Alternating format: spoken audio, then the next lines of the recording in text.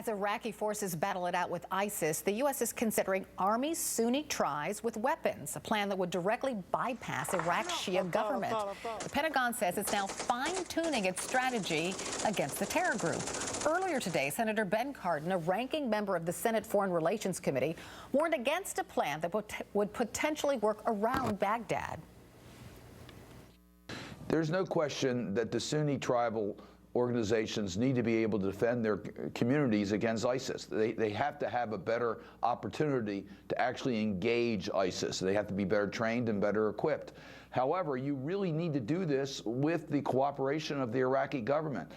The success of Iraq depends on a central government that has the confidence of all of the different ethnic communities. So if you start to work around the central government, in the long run, that's going to cause a real problem on stability in Iraq. In the meantime, in Syria, a jihadist coalition of Islamist rebels continue to make gains, pushing out government forces from the Syrian regime's last stronghold in Idlib province. So what happens if ISIS ultimately succeeds? What if ISIS manages to create a Sunni caliphate that spans Syria, Iraq, and Lebanon? Let's get some perspective on all this from the former U.S. ambassador to Syria, Edward Djerejian. Welcome, sir. Thank you so much for joining me. Good morning, Carol. So Mr. Ambassador, I'm not saying that ISIS will succeed, but what if it does?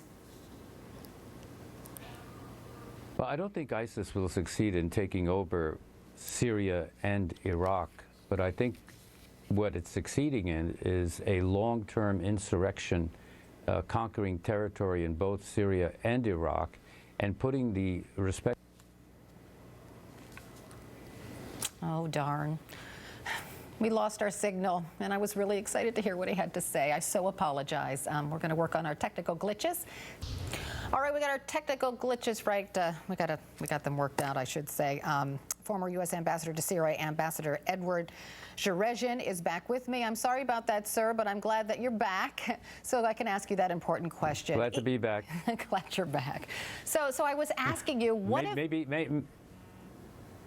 Go ahead. I thought maybe ISIS had hacked our line. No, that's impossible. We have safeguards here. All right, so let's talk about ISIS and the possibility of it taking over a whole country or controlling a whole country like Syria. Is that possible? I think it's improbable because to take over the country, they would have to really have a major military victory over both capitals, Damascus and Baghdad.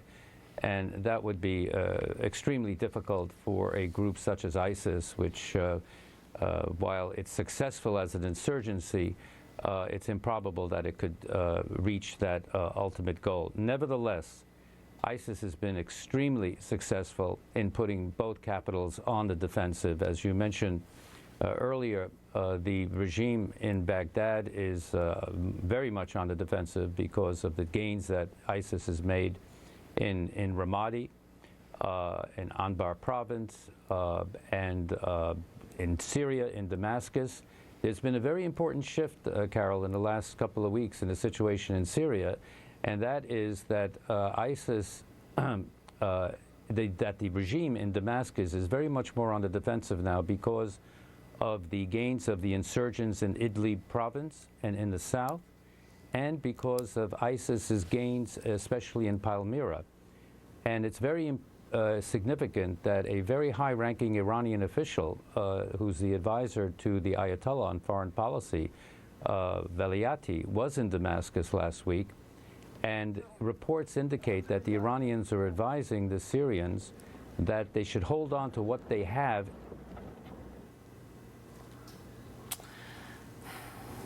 It's frustrating, right? Really frustrating, and I apologize. Sometimes you just, I don't know, sometimes stuff just happens. I got to take a break. We'll be right back with more.